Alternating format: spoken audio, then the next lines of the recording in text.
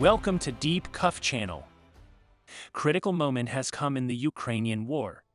Fate of the war will become clear in the coming days. Russian army is planning a major offensive next spring. Belarus can give a big boost to the Russian army. What will be the counter strategy of the Ukrainian army? Chechen groups began an offensive against the Russian army. Clashes on the Bakhmut front are intensifying. U.S. military is preparing an unprecedented aid package in world history. Situation of the Russian army is even worse than before. Tanks remain a priority for Ukraine. Russian army wants 500,000 new soldiers. War may escalate soon. Ukrainian army managed to destroy 490 soldiers, 2 tanks, 1 armored combat vehicle, 3 artillery systems, and 2 air defense systems as a result of operations against Russian troops. After these losses of Russia, according to the statement made by the General Staff of the Ukrainian Armed Forces, the Ukrainian army carried out missile and artillery attacks on the Russian troops in the Kherson region. It is among the information that the Ukrainian army carried out 13 missile and artillery attacks in this region. While the missile threat in the region continues, British intelligence officials announced that the situation on the Bakhmut front will become clear in the next 48 hours. According to officials, Russia began sending troops to the Bakhmut region after the ceasefire it requested.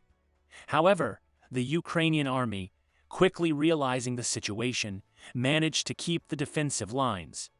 While 20 sectors in the Bakhmut region were affected by the attack of the Russian army, the Chechen soldiers in the region launched an attack on the Russian troops. Chechen soldiers of the Ukrainian Defense Intelligence Legion began to neutralize the Russian troops stationed in Bakhmut. It is stated that this special battalion targeted officers and command centers in the Russian army. While these attacks continued, air defense systems were activated in the Crimean Peninsula, which is under the control of Russia. According to Russian sources, the strategic Sevastopol region on the Crimean Peninsula is under attack. It is stated that unmanned aerial vehicles are flying in the region. According to local officials, a total of 3 unmanned aerial vehicles were destroyed by Russian air defense systems. While the defense ministries of the two countries did not make a statement about the incident in the region, explosions started to rise from the west of the Crimean Peninsula. Military expert Serhiy Hrabsky said that Ukraine's long-awaited counteroffensive began on the left bank of the Dnipro River. It is estimated that the main target of the Ukrainian troops in the region is the Ram and Melitopol region, which is currently under Russian control. Regarding the issue, Ukraine's Southern Operations Command spokesperson Natalia Humaniuk said that Russian troops in Zaporizhia and Kherson provinces repeated the escape scenario from Kherson. This is due to the powerful attacks carried out by the Ukrainian army at the front. In addition, these attacks of the Ukrainian army caused them to acquire weapons and ammunition, tanks, armored vehicles, or similar systems that the Russian troops left behind while escaping are used by the Ukrainian army. In this context, it would not be wrong to say that the Russian army is the #1 supply of weapons and ammunition to the Ukrainian army. Tanks, in particular, are the top priority for the Ukrainian army. In this context, the Pentagon explained why the U.S. did not transfer Abrams tanks to Ukraine. Officials at the Pentagon stated that Abrams tanks would be very costly and difficult to use for Ukraine.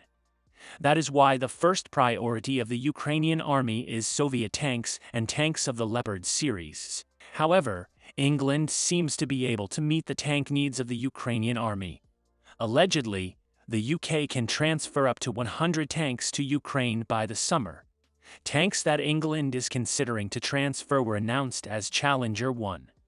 Currently, the UK is considering the possibility of transferring the Challenger 1 tanks to Ukraine, but for obvious reasons, the transfer of these weapons will not be possible until the spring, as the Ukrainian army is trained in the use of such tanks. Still, the UK noted that deliveries are not scheduled before mid-year. However, it would not be wrong to think that there is a process ahead for this tank transfer after the latest systems that France sent to Ukraine. In addition, the USA is expected to announce a new aid package of $3 billion. This figure may be an unprecedented aid package in history. Contents of the package are currently unknown, but there are many guesses. It is known that the USA will especially transfer the M109 Paladin howitzers to Ukraine. A total of 18 of these systems are planned to be sent to Ukraine. In addition, the USA is transferring 4,000 guided missiles to Ukraine for PKWS systems. New U.S. military aid package to Ukraine includes, among other things, 4,000 Zuni aircraft missiles. It is thought that these ammunition will increase the success rate of warplanes serving in the Ukrainian Air Force. Ammunition is extremely important to the victory of the army in a war.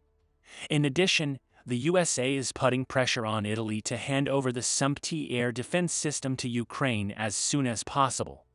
In this context, the U.S. President's National Security Advisor, Jake Sullivan, in his meeting with the Italian Prime Minister's diplomatic advisor Francesco Dallo, urged Rome to send additional air defense equipment to Ukraine as soon as possible. Italian La Repubblica writes that SUMPT has limited capabilities against missiles, but is a powerful system against aircraft, drones and cruise missiles, so it can protect even a large city like Kiev. All these aids are critical for the weakening Russian army. By making maximum use of the systems in these aid packages, the Ukrainian military hopes to end the war by next spring. Fact that the stocks of Russian missiles and unmanned aerial vehicles are about to run out shows that this strategy of the Ukrainian army can be successful. Russia, on the other hand, seems to base its war strategy on this. It is said that the Russian army plans to gather its troops and launch a major offensive against the Ukrainian army by next spring. If the Russian army is seriously trying to knock out Ukraine, its only real option is to reorganize the February offensive from the north to cut the Ukrainian forces at the front from western support and capture Kiev. We see that Russia has also taken steps in this context. Allegedly, Vladimir Putin wants to start a new mobilization of 500,000 people. These soldiers will play the main role in the counterattack of the Russian army. In addition, Russia wants to encircle the Ukrainian army by strengthening its troops in Belarus. According to Belaruski Hagen, about 800 Russian soldiers arrived in Belarus in 15 wagons. Russian Federation also sent 3 more trains loaded with equipment and personnel to Belarus in the past day. Following the emergence of these transfers, the Ukrainian Air Force also took action.